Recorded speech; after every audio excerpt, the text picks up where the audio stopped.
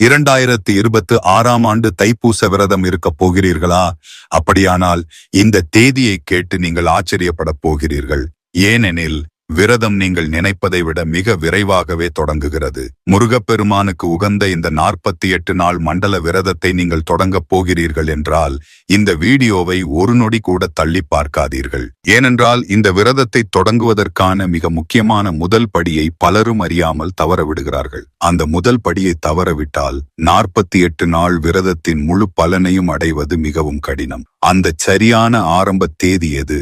நீங்கள் பின்பற்ற வேண்டிய முதல் 3 முக்கிய படிகள் என்னென்ன?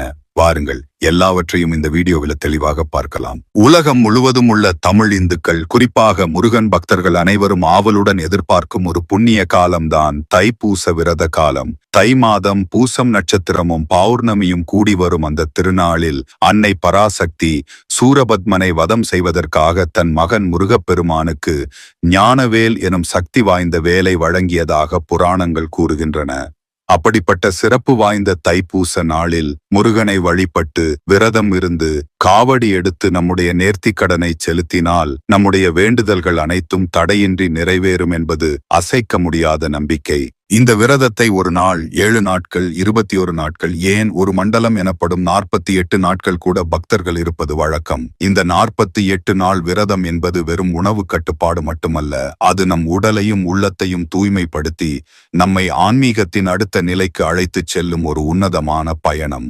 அந்த பயணத்தை 2026ஆம் ஆண்டிற்காக நாம் எப்போது தொடங்க வேண்டும் என்று இப்போது பார்க்கலாம். உங்கள் நாட்காட்டிகளில் குறித்து வைத்துக் கொள்ளுங்கள். 2026ஆம் ஆண்டிற்கான தைப்பூச திருநாள் பிப்ரவரி மாதம் 1ஆம் தேதி ஞாயிற்றுக்கிழமை அன்று வருகிறது. இந்த புண்ணிய தினத்தை வைத்துதான் நமது விரத நாட்களை நாம் கணக்கிட வேண்டும். நீங்கள் ஒரு மண்டலம், அதாவது 48 நாட்கள் விரதம் இருக்க விரும்பினால் உங்கள் விரதத்தை 2025ஆம் ஆண்டு டிசம்பர் மாதம் 15ஆம் தேதி திங்கட்கிழமை அன்று தொடங்க வேண்டும். ஆம், நீங்கள் கேட்டது சரிதான். டிசம்பர் 15, 2025. ஒருவேளை உங்களால் 48 நாட்கள் இருக்க முடியவில்லை என்றால் 21 நாட்கள் விரதம் இருக்கலாம். அதற்கான தொடக்க தேதி 2026ஆம் ஆண்டு ஜனவரி மாதம் 11ஆம் தேதி ஞாயிற்றுக்கிழமை ஆகும். குறைந்தது 7 நாட்கள் விரதம் இருக்க விரும்பும் பக்தர்கள் 2026ஆம் ஆண்டு ஜனவரி மாதம் 25ஆம் தேதி ஞாயிற்றுக்கிழமை அன்று தங்கள் விரதத்தை தொடங்கலாம். இந்த தேதிகள் மிகவும் முக்கியமானவை. சரியான நாளில் விரதத்தை தொடங்குவது அந்த விரதத்தின் சங்கல்பத்தை மேலும் வலுப்படுத்தும். அதனால் இந்த தேதிகளை மறக்காமல் குறித்து வைத்துக் கொள்ளுங்கள். இப்பொழுது விரதத்தை எப்படி சரியாக ஆரம்பிப்பது என்று படிப்படியாக பார்க்கலாம். இதுதான் நான் வீடியோவின் ஆரம்பத்தில் சொன்ன மிக முக்கியமான பகுதி. கவனமாக கேளுங்கள். விரதம் என்பது டிசம்பர் 15 அன்று காலையில் எழுந்து குளித்துவிட்டு தொடங்குவது மட்டுமல்ல, அதற்கு சில நாட்களுக்கு முன்பிருந்தே நம்மை நாமே தயார்படுத்திக் கொள்ள வேண்டும். இதுதான் பலரும் செய்யும் தவறு. உங்கள் விரதம் தொடங்கும் தேதிக்கு குறைந்தது 3 நாட்களுக்கு முன்பிருந்தே அசைவ உணவுகளை முழுமையாக தவிர்த்து விடுங்கள். மது, புகை போன்ற தீய பழக்கங்கள் இருந்தால் அதை விட்டுவிடுங்கள். உங்கள் மனதை தூய்மையாக வைத்திருக்க முயற்சி செய்யுங்கள். தேவையில்லாத கோபம், வாக்குவாதங்கள், பொறாமை போன்ற எதிர்மறை எண்ணங்களுக்கு இடம் கொடுக்காதீர்கள். உங்கள் உடலையும் உள்ளத்தையும் வரப்போகும் 48 நாள் புனித பயணத்திற்காக தயார் செய்வதே இந்த முதல் படியின் நோக்கம். விரதம் தொடங்கும் நாளான டிசம்பர் 15 திங்கட்கிழமை அன்று பிரம்ம முகூர்த்தம் எனப்படும் அதிகாலை 4:30 6 மணிக்குள் எழுந்து விடுங்கள். நீராடி தூய்மையான ஆடைகளை அணிந்து கொள்ளுங்கள். இந்த விரத நாட்களில் தினமும் இருவேளை நீராடுவது மிகவும் அவசியம்.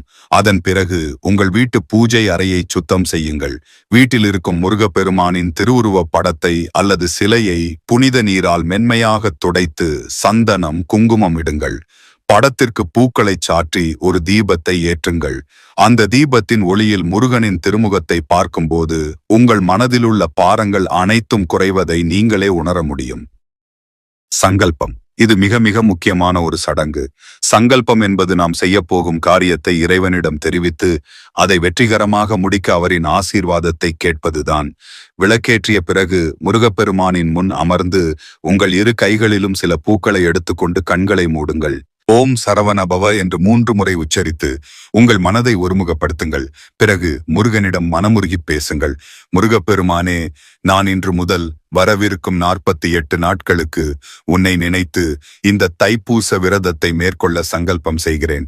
இந்த விரதத்தை நான் என் குடும்பத்தின் நன்மைக்காக, என் பிள்ளைகளின் கல்விக்காக, என் நோய் தீர உங்களுக்கு என்ன பிரார்த்தனையோ அதனை வேண்டிக் கொள்ளுங்கள், அல்லது உனக்கு நன்றி செலுத்துவதற்காக இருக்கிறேன். இந்த 48 நாள் விரதத்தையும் எந்த தடைகளும் இல்லாமல் மன தூய்மையுடனும் உடல் வலிமையுடனும் இருந்து முடிக்க நீயே எனக்கு அருள் புரிய வேண்டும் தந்தையே என்று மனதார வேண்டிக் கொள்ளுங்கள். பிறகு உங்கள் கைகளில் உள்ள பூக்களை முருகனின் பாதங்களில் சமர்ப்பியுங்கள். அவ்வளவுதான். உங்கள் 48 நாள் விரதம் அதிகாரப்பூர்வமாக தொடங்கிவிட்டது. அன்றைய தினம் அருகிலுள்ள முருகன் கோவிலுக்கு சென்று வழிபடுவது இன்னும் சிறப்பை சேர்க்கும். அடுத்து இந்த 48 நாட்களும் நாம் கடைபிடிக்க வேண்டிய சில முக்கிய விதிகளை பார்க்கலாம். இவை உங்கள் விரதத்தின் பலனை பன்மடங்கு பெருக்கும். முதலாவது, உணவு முறை. இந்த நாட்களில் கண்டிப்பாக சைவ உணவை மட்டுமே உண்ண வேண்டும். வெங்காயம், பூண்டு சேர்க்காத, காரம் குறைவாக உள்ள சாத்வீகமான உணவை சாப்பிடுவது சிறந்தது.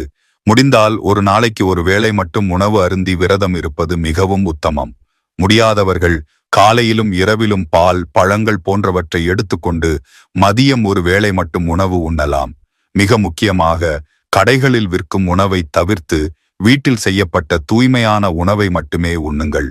இரண்டாவது, தினசரி அனுஷ்டானங்கள்.